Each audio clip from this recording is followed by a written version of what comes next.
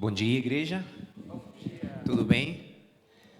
Quanta alegria de estar com vocês nesta manhã para partilhar a palavra de Deus e também um abraço para os nossos amigos que estão através da internet com a gente. Vocês não imaginam a alegria que é para um pastor estar aqui no púlpito. Depois de tanto tempo pregando via Zoom, via Facebook, via Instagram, poder estar aqui diante de uma igreja e ver vocês, olho no olho. Vocês não imaginam, gente, a alegria. Até estou arrepiado de estar aqui, neste momento, na frente de vocês. Irmãos, muita alegria de estar com vocês nesta manhã. Eu gostaria de contar tantas coisas, de perguntar tantas coisas para vocês, mas como a gente tem um tempo específico, um momento específico para a palavra e para esse momento aqui, e depois nós teremos um outro culto, e a gente tem todas as medidas de segurança que estão sendo trabalhadas, que estão sendo feitas para que justamente a gente consiga ter os nossos cultos e a gente consiga adorarmos juntos. Então, vamos fazer o seguinte, vamos ir direto à palavra de Deus, porque a palavra hoje vai ser bem interessante. Então, eu quero pedir só uma coisa para você. Abra duas coisas nesta manhã. Abra seu coração e abra sua Bíblia também. Porque Deus tem uma mensagem muito especial nesta manhã para ti. Fecha teus olhos mais uma vez. Eu quero, antes de abrir a Bíblia, eu quero orar junto contigo mais uma vez. Pai querido, nós agora estamos em um momento no qual a gente irá abrir a Tua palavra e nós precisamos da Tua sabedoria. Porque nós queremos realmente, Senhor, entender a Tua mensagem. Então, por favor, fala com a gente. É o que nós te pedimos, em nome de Jesus. Amém. Abra sua Bíblia, por favor, no Novo Testamento. Nós vamos trabalhar alguns textos bíblicos nesta manhã. Eu gostaria que você me acompanhasse com a sua Bíblia. Deixa eu acomodar as coisas aqui. Eu gostaria que você abrisse a sua Bíblia em 2 de Tessalonicenses, capítulo 2. 2 de Tessalonicenses, capítulo 2. Pastor, do que a gente vai falar hoje? Eu vou falar sobre fake news hoje. A grande fake news que está prestes a chegar daqui a muito pouco tempo. E qual é o nosso preparo que nós precisamos ter como cristãos neste momento? Mas antes de ler a Bíblia, eu preciso te lembrar qual é a grande notícia que nós, os adventistas do sétimo dia, temos para pregar. A grande notícia é Jesus breve, que? Não ouço. Vou aproveitar esse momento. Pois você na internet não consegue fazer isso, né, Ronald? Você não consegue fazer isso aqui. Então, breve, Jesus. Amém. Mesmo você tendo a sua máscara aí, pode falar. Breve, Jesus. Mas, gente, eu acredito que momentos de pandemia, momentos de incerteza, como já foram mencionados aqui, fazem com que a gente precise repensar a nossa fé. E é por essa razão que nesta manhã eu preciso pregar sobre esse assunto e falar junto contigo e pensarmos juntos sobre esse assunto. Em 2 de Tessalonicenses capítulo 2, o apóstolo Paulo vai falar para seus amigos que estavam na igreja de Tessalônica. O que acontecia naquela igreja? Provavelmente Paulo escreveu 3 epístolas para eles. Mas essa segunda epístola foi escrita no ano 50 ou 51. Só lembrando uma coisa, essas epístolas foram escritas por 3 autores, Paulo, Timóteo e provavelmente Silvano. Então aqui Paulo, ele está escrevendo uma segunda epístola porque Paulo estava enxergando um problema muito sério na igreja. A grande pergunta é, qual era o problema, pastor, que eles estavam tendo? O problema era que dentro da igreja tinha pessoas que estavam esperando o retorno de Jesus. Esse não é um problema. Esperar a volta de Jesus não é um problema. Então, pastor, qual era o problema real? O problema real que estava tendo dentro da igreja é que tinha pessoas que estavam esperando a volta de Jesus, mas ficaram em uma inatividade. E eles começaram a viver de uma forma completamente desordenada. Então, Paulo escreve essa segunda epístola para explicar como deveria ser a nossa espera do retorno de Jesus. Nesse contexto, agora nós vamos no capítulo 2 de 2 de Tessalonicenses. Paulo começa dizendo assim no verso 1: Irmãos, no que diz respeito à vinda do nosso Senhor Jesus Cristo, E a nossa reunião com Ele, nós exortamos a que não vos demovais da vossa mente com facilidade, nem vos perturbeis, quer por espírito, quer por palavra, quer por epístola, como se procedesses de nós, supondo tenha chegado o dia do Senhor. Só presta atenção só um pouquinho e a gente vai continuar lendo depois. Algumas coisas interessantes. Primeiro, Paulo faz um apelo. E ele utiliza aqui pelo menos 2 verbos muito interessantes. O primeiro diz, não demovais. O segundo, não os perturbeis. Ou seja, vocês têm que estar firmes. É o primeiro pedido do Paulo. Segundo pedido, não tenha medo daquilo que estará por vir.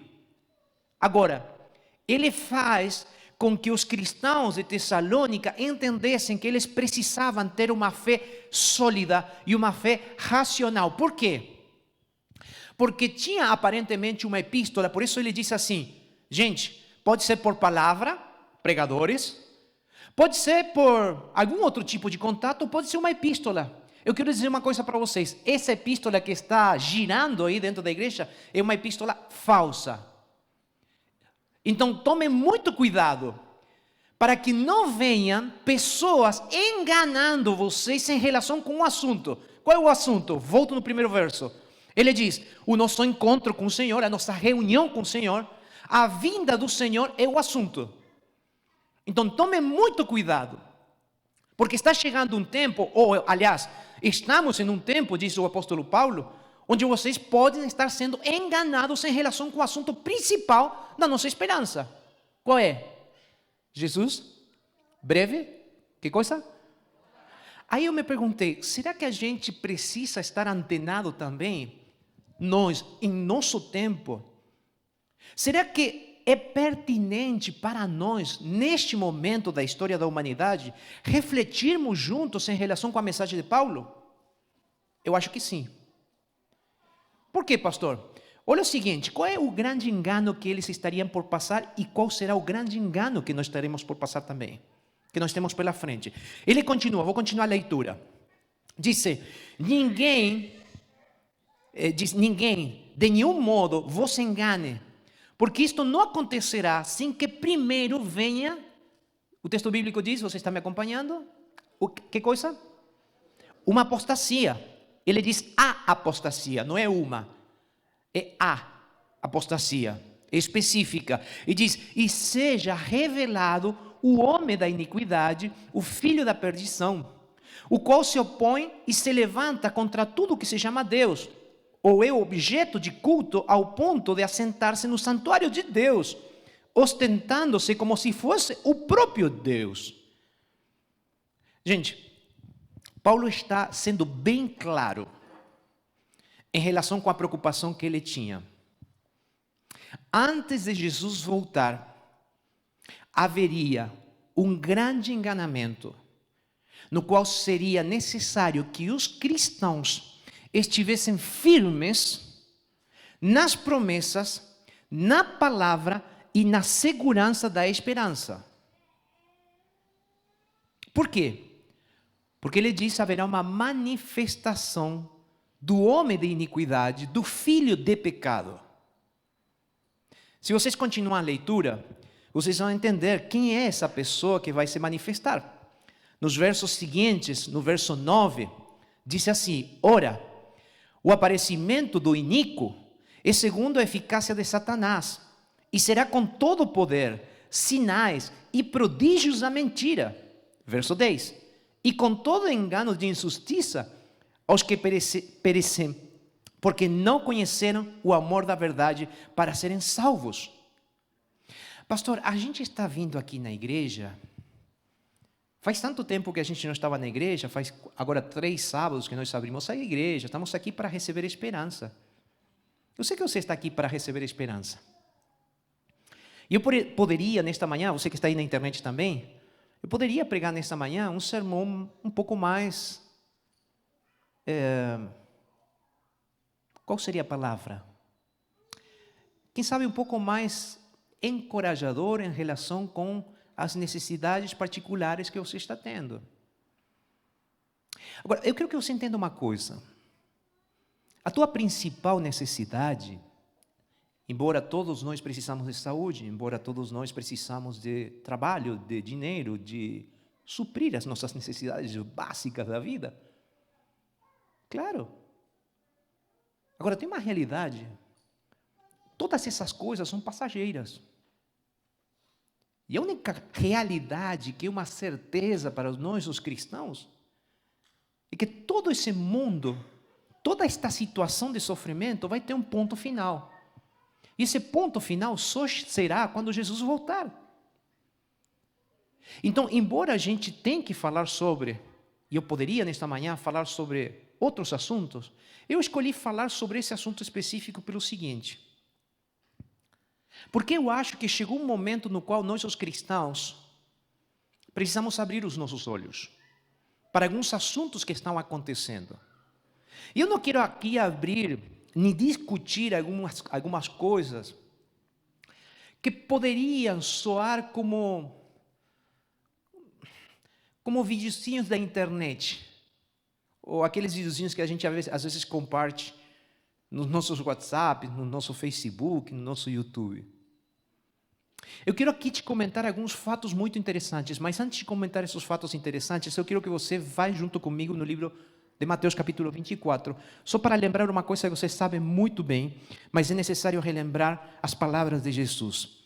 Mateus 24, verso 5, diz Jesus o seguinte: porque virão muitos em meu nome, dizendo, eu sou o Cristo, e enganarão. A quantos? A muitos.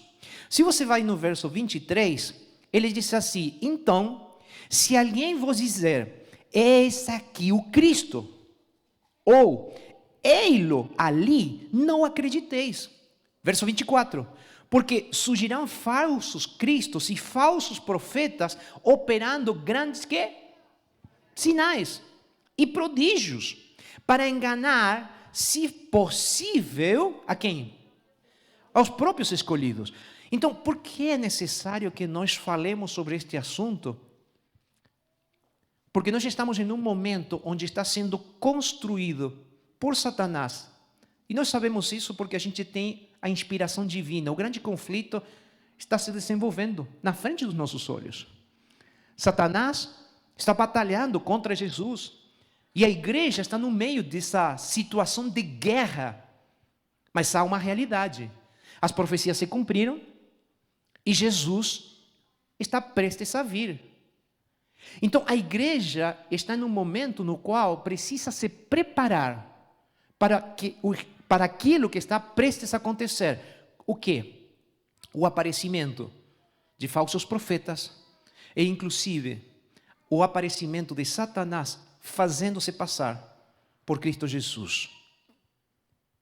Pastor, explica um pouco mais esse assunto, no pouco tempo que você tem.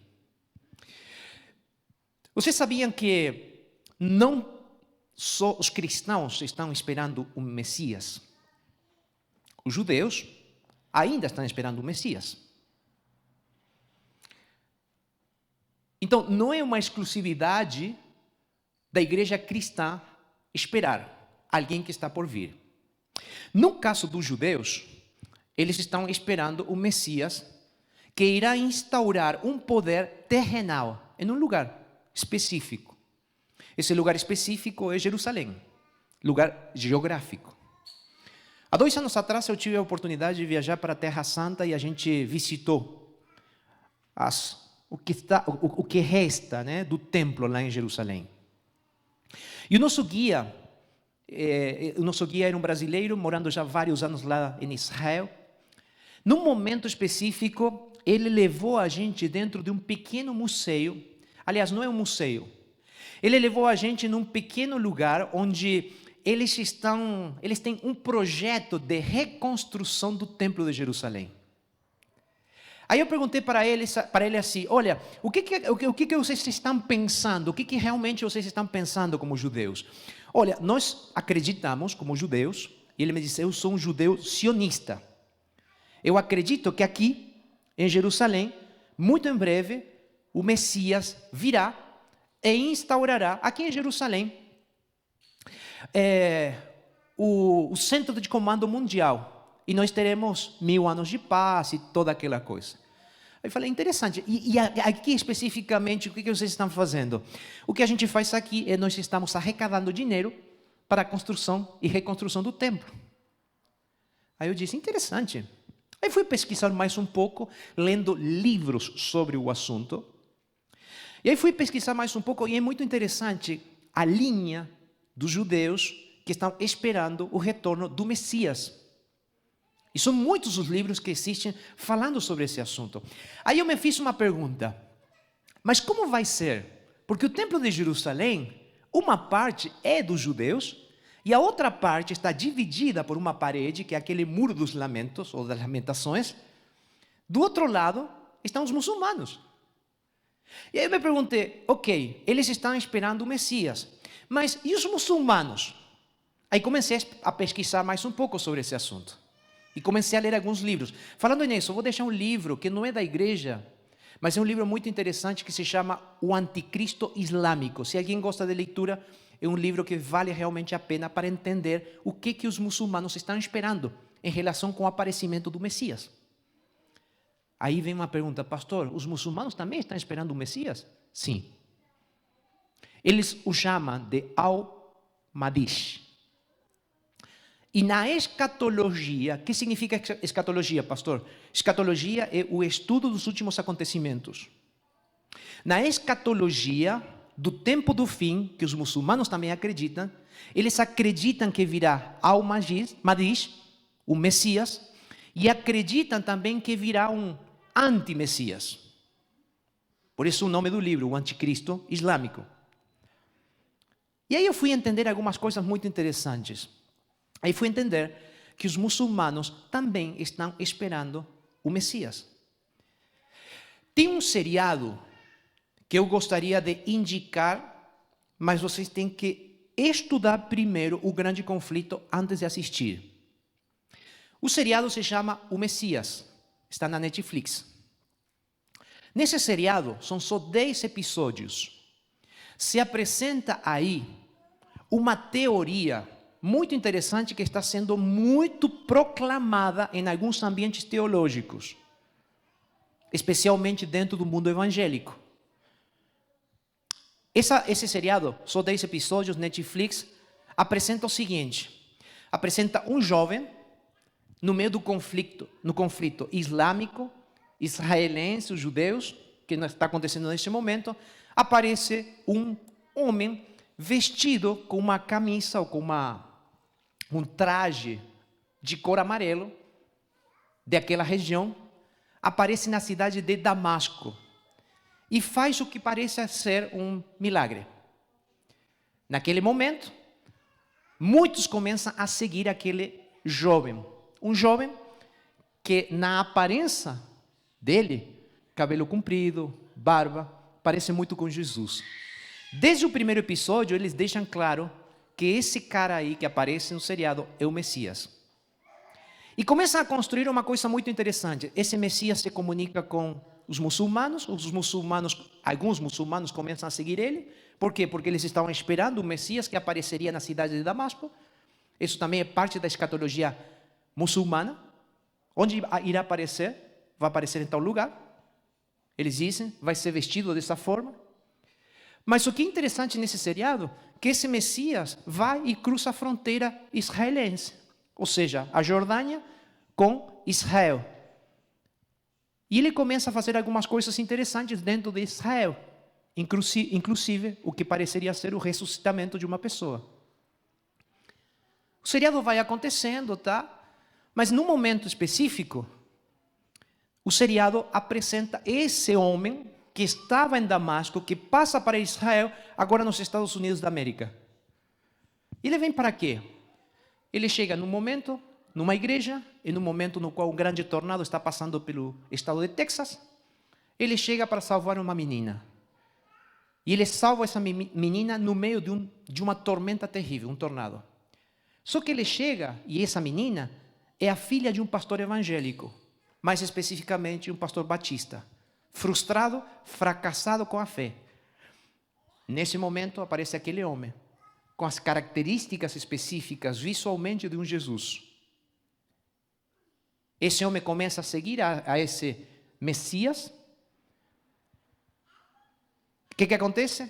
Esse Messias chega a conversar com o presidente dos Estados Unidos. Qual a mensagem que ele tem? Diz assim: olha, você tem que entender uma coisa, o único caminho para a gente ter paz no mundo é o amor. E a gente precisa uma liderança. Aí você começa a pensar e diz: olha, isso aí tem muito sabe essas teorias conspirativas da internet? Mas uma coisa me chamou a atenção, é como eles constroem, utilizando nas narrativas escatológicas do judaísmo, narrativas escatológicas dos muçulmanos e narrativas escatológicas dos cristãos. Por que dos cristãos? Porque quando esse Jesus vem para os Estados Unidos, aí começam a explicar a escatologia bíblica dos cristãos evangélicos. E aí vem a pergunta: qual é a escatologia evangélica, pastor? A grande maioria dos evangélicos, eles acreditam que Jesus vai voltar. Eles estão esperando o retorno de Jesus. Porém, a forma na qual eles acreditam na relação com a volta de Jesus é muito diferente do que a gente acredita. Eles acreditam que Jesus vai voltar para instituir um reino terrenal de 1000 anos. Então, Jesus vai voltar em um momento específico para constituir nesta terra um reino terrenal. Falando nisso, certas igrejas evangélicas nos Estados Unidos pensam dessa forma. E, inclusive, por essa razão que eles estão apoiando muitas das estratégias que estão sendo feitas pelos judeus, especificamente os judeus sionistas. Mas tem uma coisa a mais. Os evangélicos, especialmente os evangélicos, acreditam no arrebatamento secreto. O que significa isso, pastor? Que muitos daqueles que na teoria são salvos, antes de Jesus voltar, serão arrebatados e irão para os céus antes que os outros. A grande consulta, a grande pergunta é a seguinte: será que tudo isso tem alguma conexão com aquilo que o apóstolo Paulo estava querendo ensinar para a gente? Sim ou não? Vou fazer uma pergunta aqui. Vocês acompanharam até aqui a linha de raciocínio?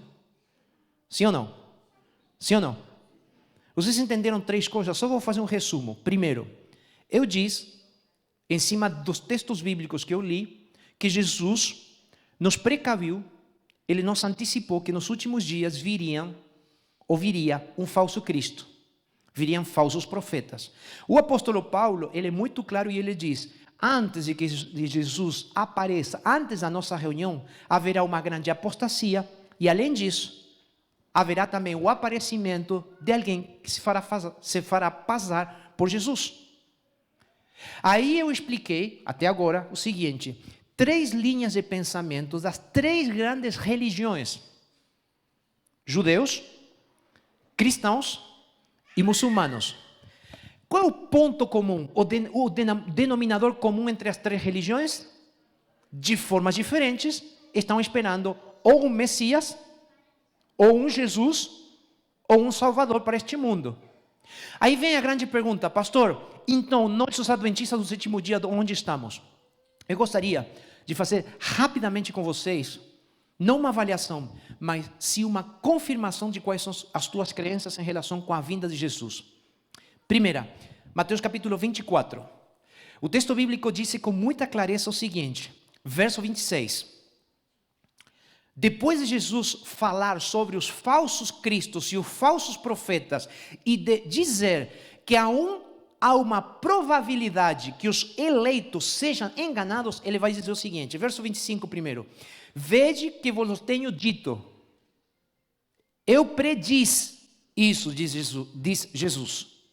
E então agora vem o verso 26. Portanto, se vos disserem, eis aqui ele, está no deserto, não saias. Ou, ei-lo no interior da casa, não acrediteis. Porque assim, verso 27, está me seguindo? Está me acompanhando? Sim? Porque assim como o relâmpago sai do oriente e se mostra até o ocidente, assim há de ser a vinda do Filho do Homem. A primeira característica da vinda de Jesus é que será completamente visível e será completamente mundial. Lembra daquele texto do livro do Apocalipse? Vai junto comigo ou anote aí para você estudar esse assunto, porque é realmente relevante para a nossa fé entender que nós não podemos ser enganados em relação com a vinda de Jesus. Apocalipse capítulo 1, verso 7, texto hiper, mega conhecido, diz assim: eis que vem com as nuvens, e todo olho o verá, até quantos os traspassaram, e todas as tribos da terra se lamentarão sobre ele. Certamente, amém. Amém? Ponto importante. Mateus deixa claro. Lucas capítulo 23 está muito claro também. Apocalipse capítulo 1 diz com muita clareza. Mas leiam depois os outros capítulos também do livro do Apocalipse, especialmente capítulo 19 do livro do Apocalipse. Qual o ponto principal? A vinda de Jesus será visível, será audível, será mundial. Todo olho o verá. Então a grande pergunta é: arrebatamento secreto é possível? Não. De onde sai essa teoria? Mateus capítulo 24 especificamente e 1 Tessalonicenses capítulo 4. Nós vamos ler aí. Agora veja bem. Por que a gente precisa entender isso? Porque realmente Jesus antecipou que se a gente não está seguro nas Escrituras, nós podemos ser enganados. Sobre o ponto principal da nossa fé. Qual é? A certeza da vinda de Jesus. Então, é visível, é audível, é mundial. Quarto, livro de Atos capítulo 1. Venha junto comigo. Atos capítulo 1. Jesus, depois de passar 40 dias com seus discípulos, ele então é levado para os céus. Atos capítulo 1, verso 11, diz o seguinte: eles disseram, os discípulos estão olhando, aparecem dois homens vestidos, duas pessoas vestidas de branco, são dois anjos, e então eles dizem o seguinte, verso 11, eles disseram: varões galileus, por que estáis olhando para as alturas? Esse Jesus que dentre vós foi assunto ao céu, virá do modo como ouviste subir. Lembrem de uma coisa, Jesus ressuscitou dos mortos, ele apareceu a seus discípulos corporalmente. Quando Jesus se aparece a seus discípulos, e Tomás em português também, né? Tomé, ele não acreditava, Jesus disse: eis aqui as feridas, você pode botar teus dedos aqui. Jesus ressuscitou corporalmente. Esse Jesus que ressuscitou corporalmente é o mesmo Jesus que ascendeu aos céus. Então, aqui os anjos estão dando mais uma deixa, mais uma dica em relação a como será a vinda de Jesus. Esse mesmo Jesus que vocês estão olhando, vendo e tocando corporalmente, assim virá. Então, é visível. Eu não estou falando nada novo para vocês. Estou relembrando coisas que vocês sabem. Mas por quê? Porque a gente precisa relembrar aquilo que é a base da nossa fé, da nossa esperança, a vinda de Jesus. Como será? Visível, audível, pessoal, corporal, mundial. E aí vem o último assunto. Por que nós, os adventistas do sétimo dia, não podemos acreditar em arrebatamento secreto? Por que os adventistas do sétimo dia não podemos acreditar que Jesus vai voltar e vai instituir aqui na terra um reinado de 1000 anos terrenal? Primeiro, vamos responder arrebatamento secreto. 1 Tessalonicenses, capítulo 4. Vocês conhecem muito bem o texto bíblico. Paulo está falando para seus amigos de Tessalônica. Lembrem o seguinte: as duas epístolas tinham um propósito: esclarecer assuntos sobre a vida cristã em relação com a segunda vinda de Jesus. As duas epístolas estão conectadas. Eu falei sobre a primeira, sobre a segunda, no início, agora estou falando sobre a primeira. Aqui Paulo está falando sobre a morte e sobre aquilo que irá acontecer quando Jesus voltar. Então ele começa dizendo assim: gente, verso 13, não queremos que vocês sejam ignorantes respeito àqueles que dormem. Ok. Então, o que vai acontecer? Prestem atenção ao seguinte, verso 16. Portanto, capítulo 4, 1 Tessalonicenses, verso 16. Porquanto o Senhor mesmo, dada a sua palavra de ordem, ouvida a voz do arcanjo e ressoada a trombeta de Deus, descerá dos céus e os mortos em Cristo ressuscitarão primeiro. Detalhe importante. Pergunta, o que vai acontecer quando Jesus voltar? Haverá uma ressurreição massiva de mortos que esperaram Jesus voltar. Morreram na esperança. Se você continuar a leitura, ele diz assim: depois, nós, os vivos, os que ficamos, seremos arrebatados juntamente com ele, entre nuvens, para o encontro do Senhor nos ares. Um ponto importante aqui também sobre a segunda vida. Jesus não irá tocar, pousar seu pé aqui nesta terra de pecado quando ele voltar. Jesus só pisará esta terra após o milênio. Então é impossível ter um reino terrenal de 1000 anos nesta terra, ou começar ou iniciar um reino terrenal quando Jesus voltar. Esse reino ou esse momento será no céu. E só após a terminação desses 1000 anos, lá no céu, a nova Jerusalém voltará e pousará aqui na terra. O ponto principal aqui é o seguinte: arrebatamento secreto é possível? Não. Porque o apóstolo Paulo está dizendo o quê? Que quando Jesus voltar, seremos arrebatados aqueles que, pela graça de Deus, consigamos estar vivos quando Jesus voltar. Mas no mesmo momento, haverá um ressuscitamento, uma ressurreição de milhares de pessoas que morreram esperando o retorno de Jesus. Até aqui ficou claro? Sim? Aí vem a pergunta, pastor, então, o que a gente faz? Deixa eu voltar rapidamente para o texto bíblico de 2 Tessalonicenses. Porque até aqui eu vim construindo toda uma linha de raciocínio. Haverá um engano fatal. Eu sei que você está aqui na igreja porque você acredita em Jesus como seu Salvador e você acredita que Jesus irá voltar. Agora, além de acreditar, você precisa entender que a tua fé tem que estar alicerçada em raciocínios lógicos e no estudo da palavra como nunca antes. Você precisa alicerçar a tua fé no raciocínio santificado e no estudo da palavra. Porque está chegando um momento no qual os cristãos serão provados. Vocês conhecem esse livro aqui da CPB, né? Conhecem? Os resgatados. O grande conflito, na linguagem de hoje. Sensacional.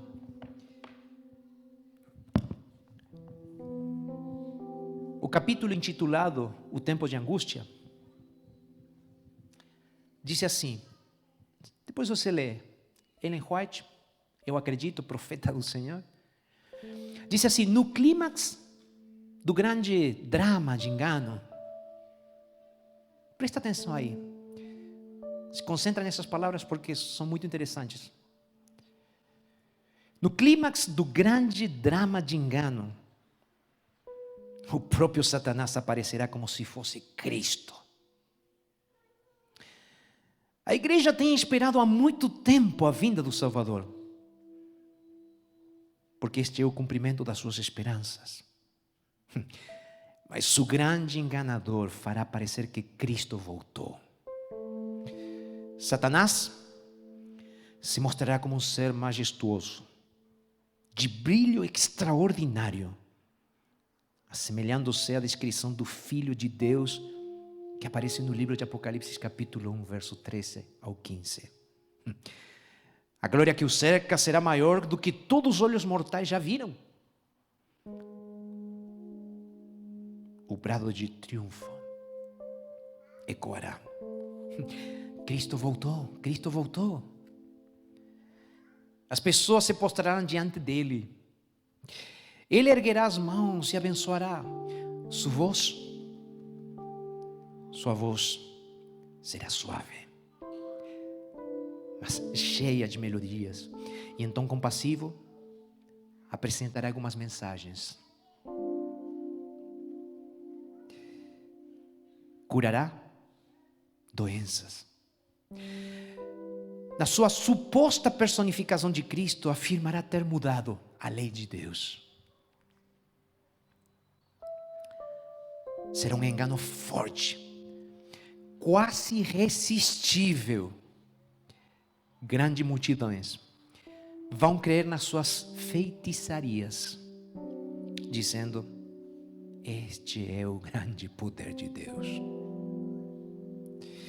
Ellen White disse assim: mesmo assim, o povo de Deus não será enganado. Aí vem a pergunta: por quê? O apóstolo Paulo diz: gente, não se deixem enganar, não sejam perturbados. Esse aqui é o momento no qual a gente precisa realmente entender que a palavra profética tem a certeza e a segurança de que Jesus virá, mas virá de um jeito, de uma forma, porque assim como Jesus voltará, há um momento no qual aparecerá alguém que se fará passar por Jesus. Esse momento será tão impactante, tão terrível. As palavras de Jesus, ele diz que até os eleitos, os escolhidos, poderão ser enganados. Presta atenção a essa frase aqui de Ellen White. Página 315. O livro Os Resgatados. O grande conflito. Somente aqueles que estudaram cuidadosamente as Escrituras e receberam o amor pela verdade serão protegidos do poderoso engano que tornará o mundo cativo.